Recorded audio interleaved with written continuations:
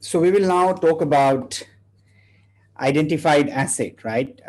So remember what I said, identified asset has to be a land, building, property, plant and equipment, computer equipments, furnitures, so on and so forth. So motor vehicles. So all the assets which has a physical presence, right? And the asset can be explicitly or implicitly identified in the arrangement, right? So when you look at the requirement of the standard, what it says that the asset must be physically distinct, and a physically distinct asset may be an entire asset or a portion of an asset. So what happens many times, for example, let's say we are talking about a building, right? And it may be an entire building or it may be a floor in a building, right? Depending upon the way that asset is eventually is getting leased from a marketplace perspective, depending upon how that asset can it be used, right? With kind of different components of a larger asset. So the example is a building is generally considered physically distinct, but one floor within the building may also be considered physically distinct if it can be used independent of the other floors. Similarly, a capacity or other portion of an asset that is not physically distinct, right, is not an identified asset unless it represents substantially all of the capacity of the asset, and therefore provides the customer with the right to obtain substantially all of the economic benefits from use of the asset. A simple example could be, let's say, you have purchased, enter into an agreement to purchase the entire output of a power plant, right? And when it says the entire output, you may have, let's say, agreed on 95%, so to say. So there is a 5% capacity which the producer may be able to sell it to a third party, right? Now the question is that is 95% represent substantially all or not, right? That's a matter of judgment because it's not defined in the standard. But ordinarily, you would believe so that if it is more than 90% or so, that you are in a way contractually entitled to purchase, right, the entire output or direct actually how to operate the plant to the owner of the plant, then essentially it is an identified asset. Now we have to then evaluate, as I said, there are several conditions, right? We have to look at is that do I have a control, which in a way comes with my ability to direct the use, and then am I entitled to draw on or the entire economic output, right? The benefits also has to come along with the same. All right. So let's look at when we say not physically distinct, then what exactly does it mean? So we will try and look at this with the help of an example. So customer XYZ enters into a 10-year contract with supplier ABC for the right to transport oil from India to Bangladesh through supplier ABC pipeline. So we have a pipeline which is out here, right, as an asset in a way which is being involved here. The contract provides that a customer XYZ will have the right to use of 95% of the pipeline capacity throughout the term of the arrangement, right? So the question is that there is a pipeline and I'm transporting oil and I've got the capacity and I've got the right to use 95% of the capacity throughout the term. So whether there is an identified asset or not, right? So when you look at the perspective, yes, the capacity portion of the pipeline is an identified asset, right? Now, while 95% of the pipeline capacity is not physically distinct, right, from the remaining capacity of the pipeline, which is 5%, it represents substantially all of the capacity of the entire pipeline and thereby provides customer XYZ with the right to obtain substantially all of the economic benefits from use of the pipeline. So the condition is that I'm getting all the economic benefits and I have a right to direct the use. In a way, I'm in control. So 95% in a way demonstrate that you have a control, right? Even though it's not 100%. I think that's the point we're trying to drive home. from that perspective. So let's look at another scenario, right? Scenario B. Assume the same facts in scenario A, except the customer XYZ has the right to use 65% of the pipeline capacity throughout the terms of the arrangement. So you have a right to use 65%, right? Whether there is an identified asset. Now look at the fact pattern difference from 95%. Now we've come down here to 65%. So the question here is, there is an asset which is out there, which is the capacity portion, but it is not in a way giving me the control, and I'm not getting the substantially all of the economic output, from that perspective. So no, the capacity portion, the answer changes, right? No, the capacity portion of the pipeline is not an identified asset in this example, since 65% of the pipeline capacity is less than substantially all of the capacity of the pipeline.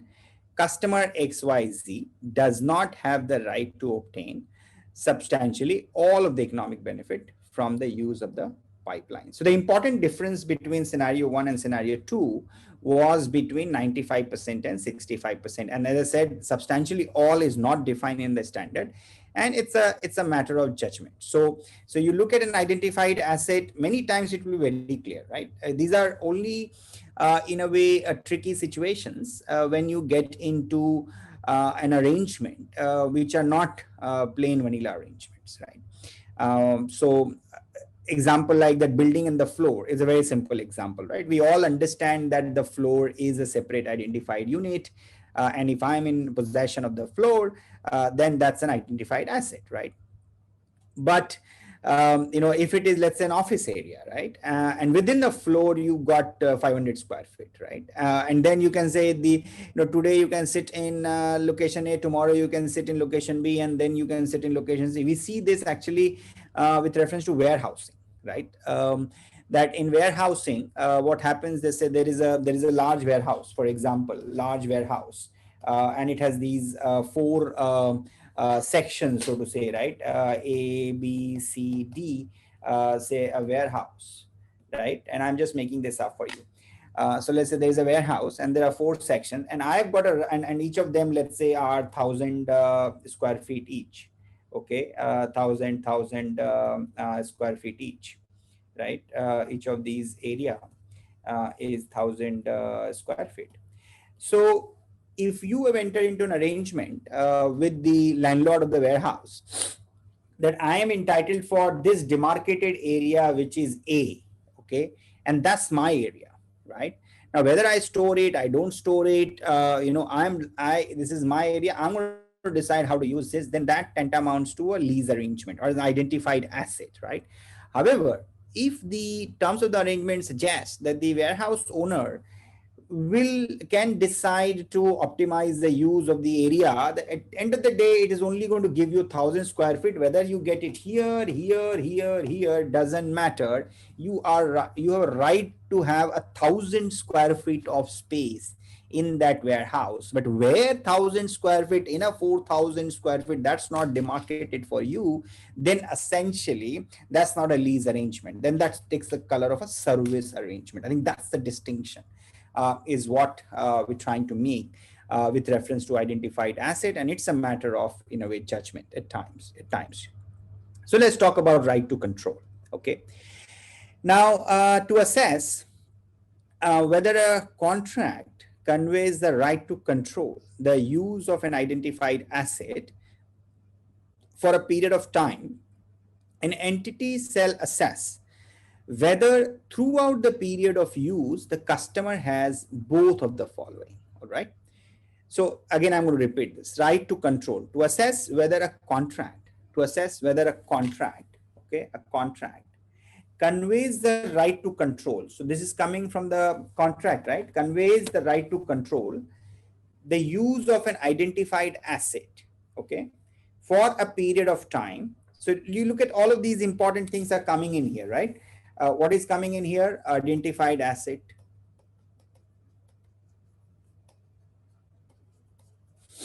Then I have a control. Then there has to be a term. right? And we have a contract. Okay.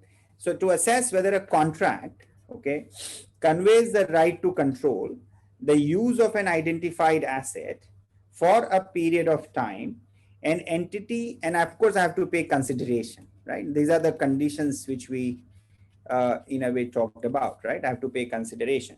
Whether throughout the period of use, the customer has both of the following. What is it I need to look at? The right to obtain substantially all of the economic benefit. I should have the ability to obtain all of the economic benefit from the use of the asset, and the right to direct the use of the identified asset. So I'm entitled for the benefit, and I have the ability also to direct the use, right? That I may decide not to use it. That's my decision. I may decide not to gain from this. That's my decision. In a way, from that perspective, the right to control the use of an asset may not necessarily be documented in form as a lease agreement. All right. Often the right to use an identified asset is embedded in an arrangement that may appear to be a supply or a service contract. So this is only when it is not apparent, not very clear, right? Therefore, a reporting entity should consider all of the terms of an arrangement to determine whether it contains a lease or not, right? From that perspective. So we need to be clear here that what we're talking here. So it is not necessary it has to be designated as a lease contract. You have to go by the substance of the contract. And from a substance perspective, what we're saying is that you're looking at your ability to direct the use, and in order to substantially gain all the economic benefits from the use of that asset, right? That's essentially in a way demonstrate control, right? That in a way demonstrate control. It often comes through contractual arrangement. The contractual arrangement may not say it's a lease arrangement. It may be a supply arrangement, maybe a service arrangement. And again, in practice, we don't see too many arrangements like this, right? We do see some, but most of the time, 80% of the time or 90% of the time, just I'm going to take a pause. So now we will talk about the right to control, okay, in a little bit more detail. So if the customer has the right to control the use of an identified asset for only a portion of the term of the contract, right? The contract contains a lease for that portion of the term. So out of the 5-year period, if I only have right to control the useful life of the asset is 5 years, I have a right to control for 2 years, then that becomes the that for that period it becomes a lease, right? So let's try and understand this with the help of an example. Okay. So ABC Limited enters into a contract with XYZ Limited, which grants ABC Limited exclusive rights to use a specific grain storage facility over a 5-year period in the months of May and June. All right. During these months, ABC Limited has the right to decide which crops are placed in storage and when to remove them. So again, I'm going to read it again. ABC Limited enters into a contract with XYZ Limited, which grants ABC Limited exclusive right to use a specific grain storage facility over a 5-year period in the months of May and June, right? During these months, ABC Limited has the right to decide which crops are placed in storage and when to remove them. Okay. XYZ Limited provides the loading and unloading services for the warehouse activity. During the other 10 months each year, XYZ Limited has the right to determine how the warehouse, so I have right to use it for 2 months exclusively out of the 12 months. So which party has the right to control the use of the identified asset during the period of use? The question is, so what is the identified asset, right? The identified asset here is the grain storage facility. Okay. And in the 2 months, I decide when to remove, what to store, not to store, all of that, and I'm required to pay, right? So I'm entitled for all but the warehouse owner do provide the loading and unloading services, from that perspective. So when I look at a solution, so ABC Limited here has the right to control the use of the identified asset during the period of use because they have the power to determine how the warehouse will be used during the contractually defined usage period. The analysis should focus on the rights and economics of the use of the warehouse for the specified usage period, which is May and June. Now, during the period of use, ABC Limited has the right to determine how much of a crop to place in storage and the timing of placing and removing it from storage. These rights are more significant, right, to the economics of the use of the asset than the loading and unloading services performed by XYZ Limited. During the same period, is ABC Limited in a way will receive all of the economic benefit from use of the asset during those specified time period. Therefore, contract contains a lease for the specified period of time.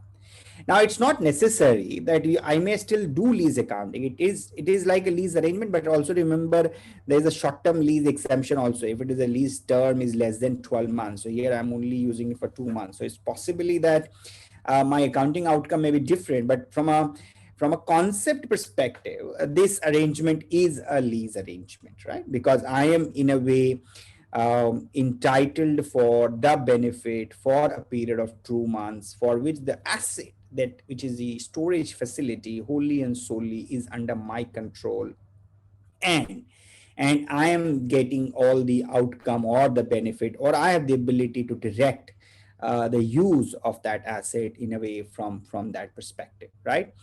So let's look at a scenario when I have in a right to obtain substantially all of the economic benefits. Okay.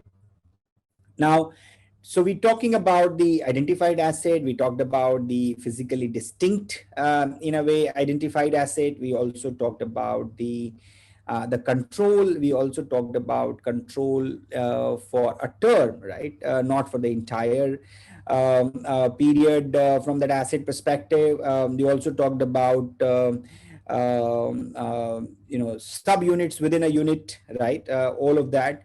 So now let's look at substantially. We also talked about, of course, the outcome, right? If I'm getting 95% versus 65%, substantially all. So from a control perspective, to control the use of an identified asset, a customer must have the right to obtain substantially all of the economic benefit, right? And just try and correlate with the example we talked about from 95% and 65%. In 95% example, we said he has substantially all the benefit, but in 65%, we said, no, it doesn't sound like he has all the benefits throughout the period of use by having exclusive use of the asset throughout that period, right? Economic benefits from use of an asset can be obtained by the customer in many ways by using, holding, or subleasing the asset, or even by letting others not to use. There could be many ways, right? Such economic benefits include the primary output and byproducts generated from the use of the asset, and other economic benefit. Let's try and see this with the help of an example. If a contract limits the use of a motor vehicle to only one particular territory during the period of use, that you can only, let's say, apply this vehicle in Delhi, and you can't do this in Haryana, or you can't do this in UP, for example. An entity considers only the economic benefit from use of the motor vehicle within that territory, right? Because that's the contract suggested, that you are taking this vehicle only, and you can only apply this in, let's say, Haryana or in Delhi or in UP.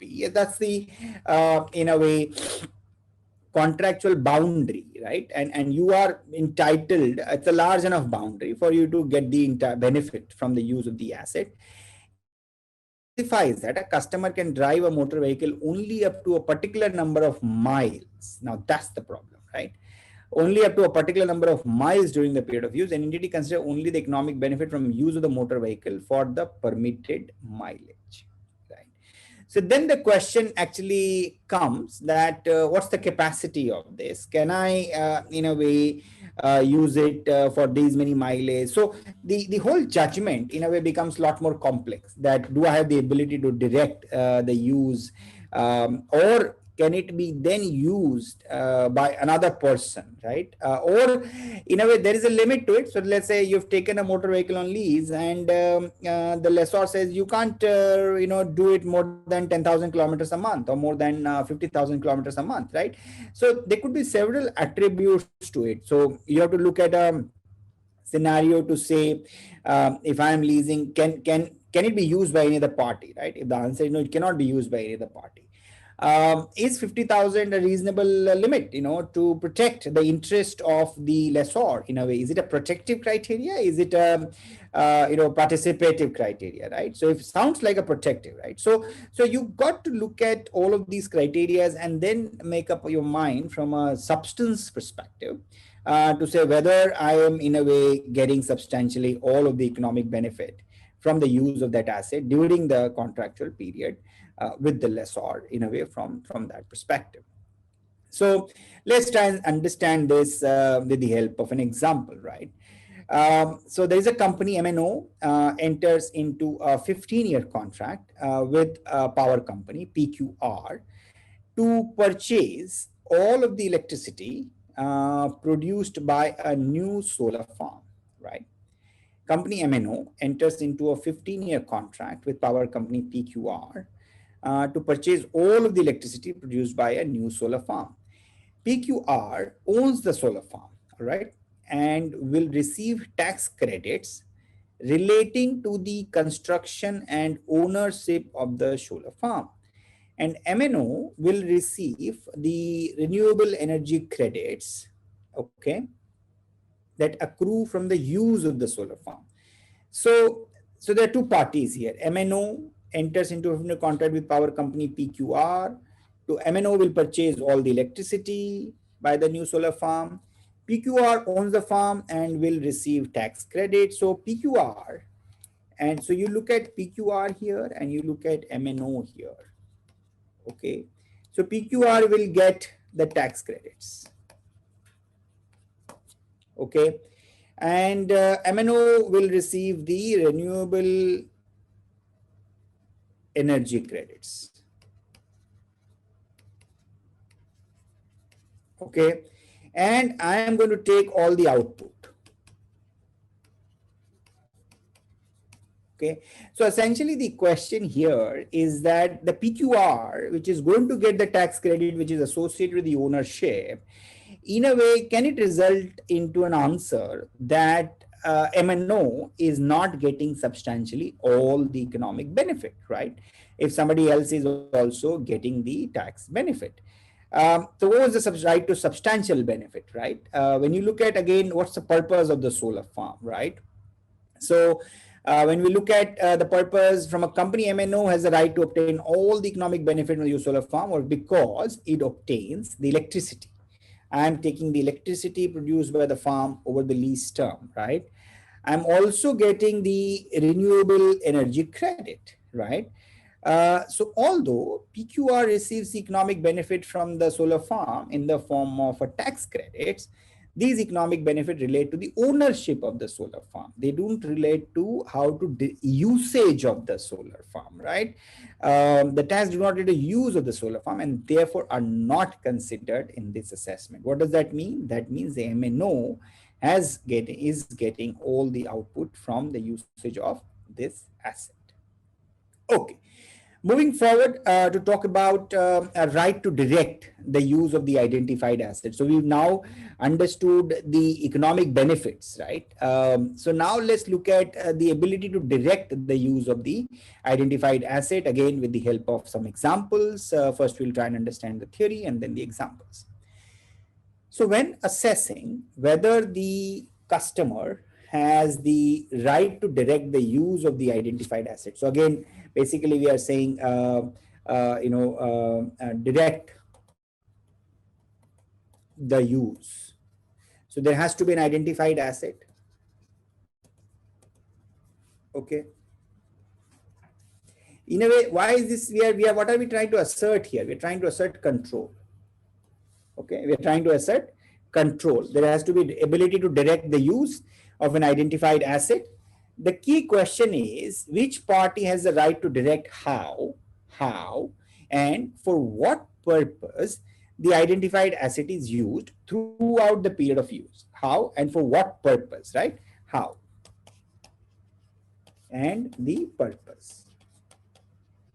That's what we are trying to do. So if I am the a person in possession of the asset, do I have the ability to direct for how you're going to use it and for what all purpose? I may direct you not to use it, right? The purpose is not to use it. Purpose is not to let others benefit from it. So is this that in my control, right?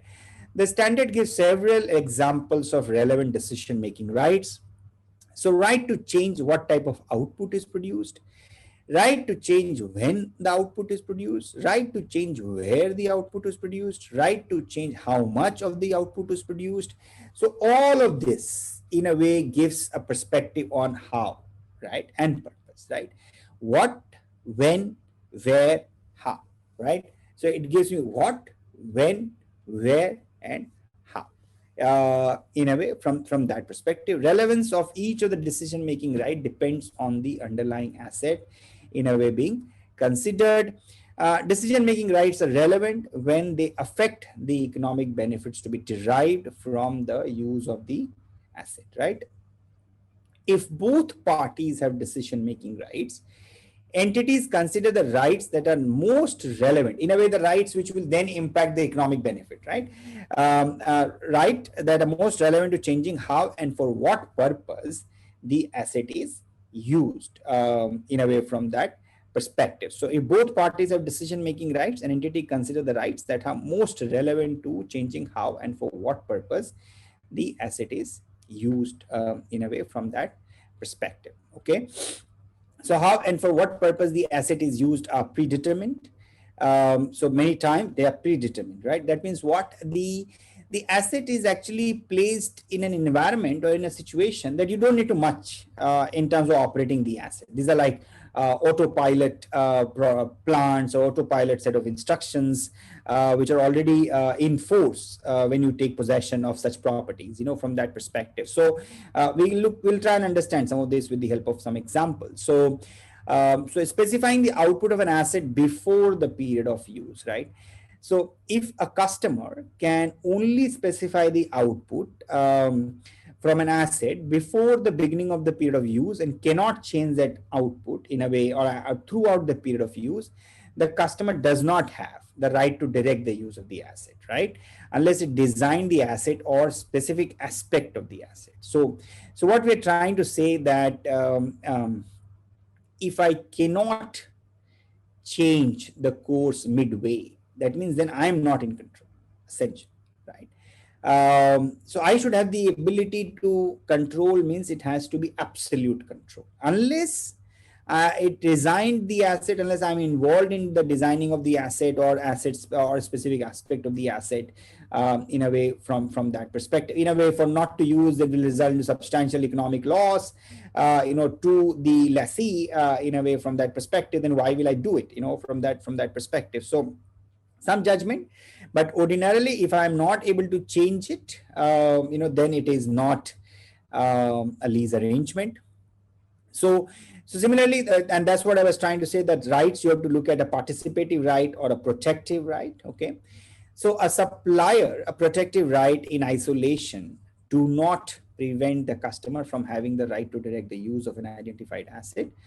And I was trying to give an example of this taxi, right? If I'm trying to say that you can't drive more than 50,000 miles in a month, that means it's a protective right.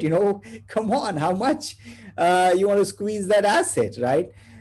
Protective right typically define the scope of the customer right to use the asset without removing the customer right to direct the use of the asset. Okay, so it defines the scope of the customer right to use the asset without removing the customer right to direct the use of the asset.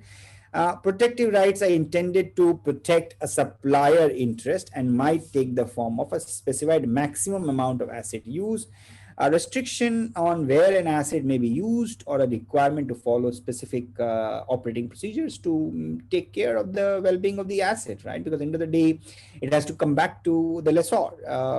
Maybe not, but if let's say an arrangement where it has to come back, I want the assets to be, then I should be able to monetize it further, right? So let's look at an example, right?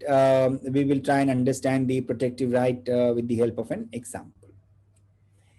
So customer X enters into a contract with supplier Y to use a vehicle for a 5-year period. Okay, customer X enter into a contract with supplier Y to use a vehicle for a 5-year period. The vehicle is identified in the contract. Supplier Y cannot substitute another vehicle unless the specified vehicle is not operational, let's say breaks down or damage or accidents or things like that.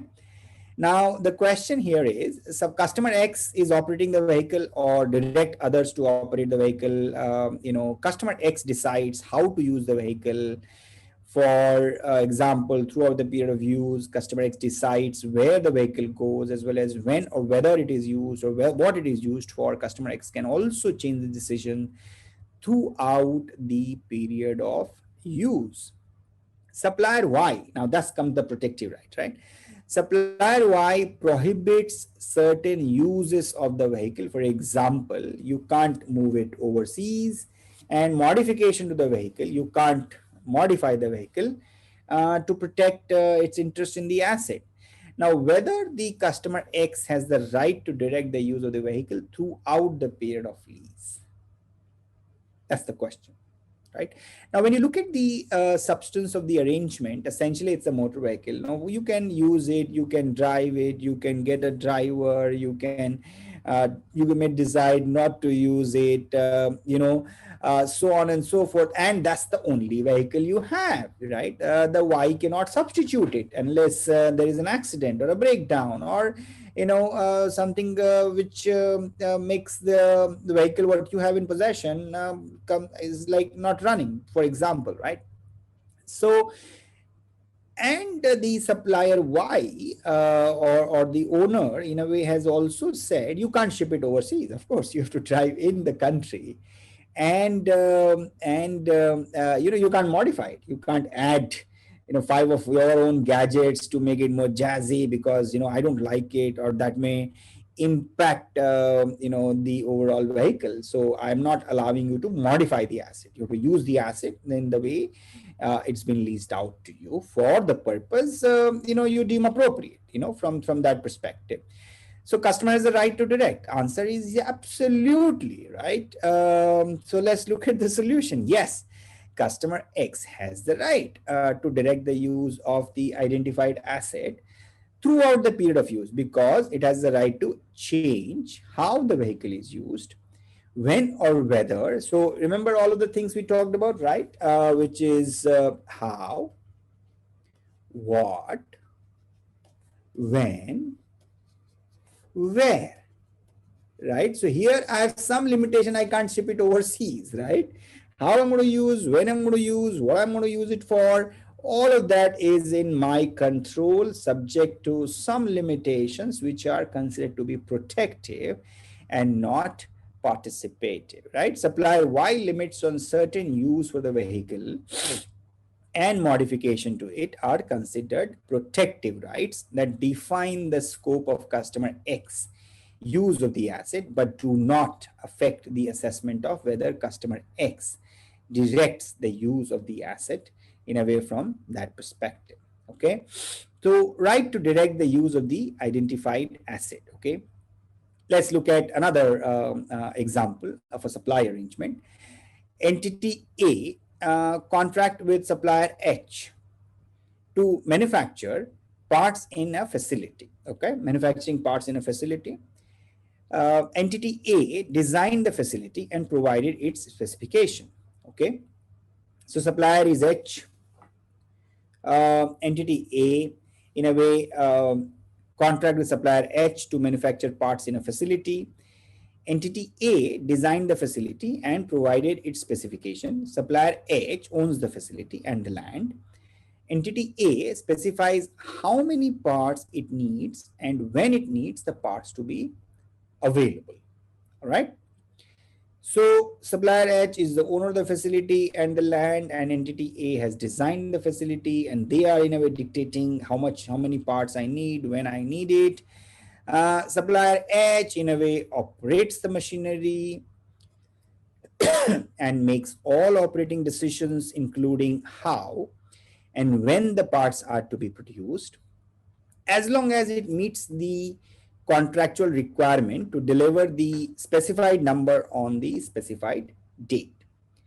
assuming supplier H cannot substitute the facility and hence the facility is an identified asset, which party has the right to control the use of the identified asset during the period of use? Interesting, right? So essentially what we are trying to say here, there's an entity A and then there is an supplier H. So supplier H in a way owns the facility and the land, and entity A was involved in designing the facility, right? And then entity A says that this much quantity is what I need when I need it. That also how many I need and when I need it is being in a way defined by the entity A, whereas the supplier H is in a way operating the facility and till the time it meets the quality specification of entity A, it then produces the parts and then do necessary supply to entity A. Now supplier H has to use the same facility to manufacture the requirements of entity A. And what else we have here? We don't have the information here to say can supplier H, right, use the facility for somebody else, right? I think it sounds like entity A specifies how many part and when it needs the parts to be available. Okay, now I cannot substitute the facility and hence is an identified asset. Now, the question is during the period of use, which part? Okay, let's look at the solution. So when I look at the solution, entity A does not direct the use of the asset that most significantly drives the economic benefit because supplier H determines how and when the equipment is operated once the contract is signed. And also in a way I don't see a restriction here, right, that you cannot use it for anybody else. I don't see a restriction in the question. Okay, therefore supplier H has the right to control the use of the identified asset during the period of use, right?